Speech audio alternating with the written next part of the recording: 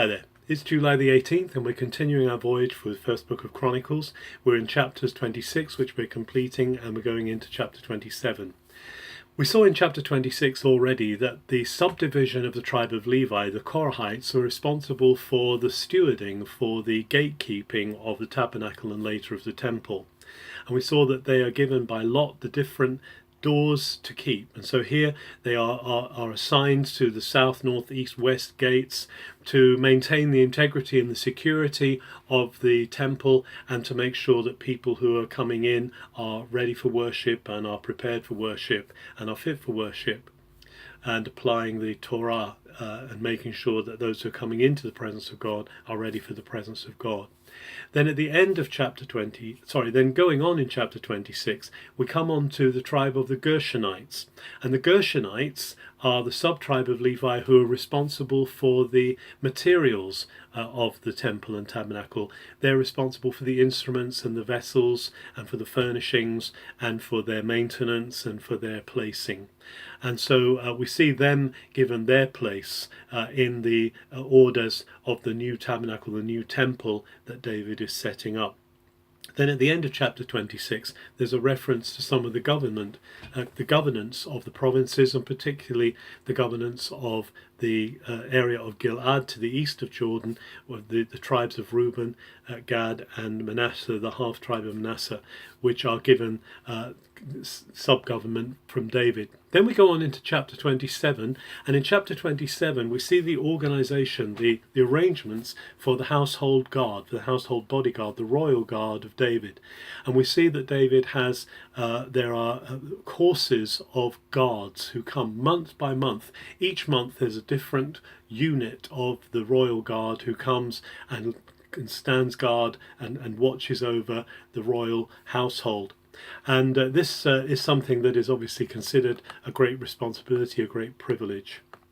Then we see after that the orders of the different tribes and the local governments, if you like, or the governing bodies of the local tribes. And tribe by tribe, we're given the heads of those tribes, the leaders of those tribes. So we see that even though there is a king, even though David is king, and even though the kings follow on, there's still that tribal organization, there's still the importance of the king to keep the tribes together, because the tribes are actually the ones who are called by God. Now it's mentioned here in chapter 27 that David has taken this census, and the census is not seen as a good thing.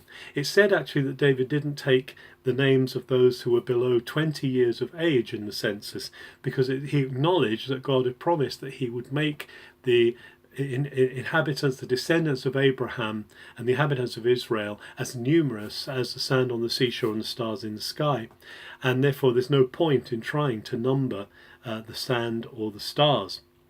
But it does mention that David, that Joab was involved in this as well, and that he refused to continue the census, and that Israel came under a great deal of trouble because of David's idea of taking a census in the first place.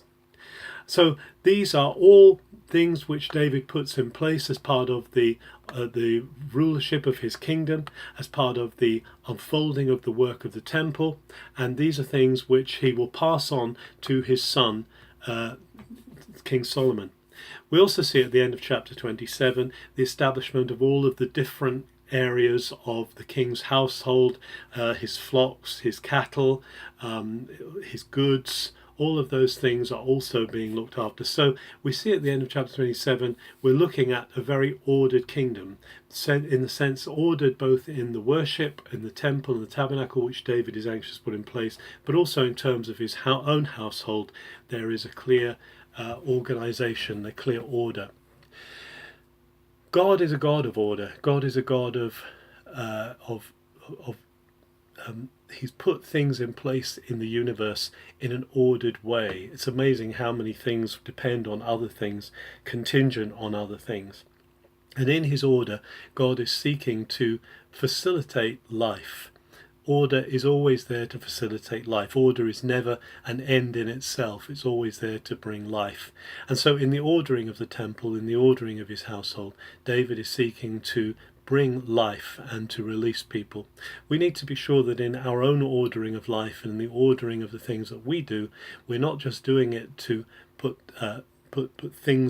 lids on things and stop things happening, but that we are encouraging life constantly to burst forth. Have a very good July the 18th.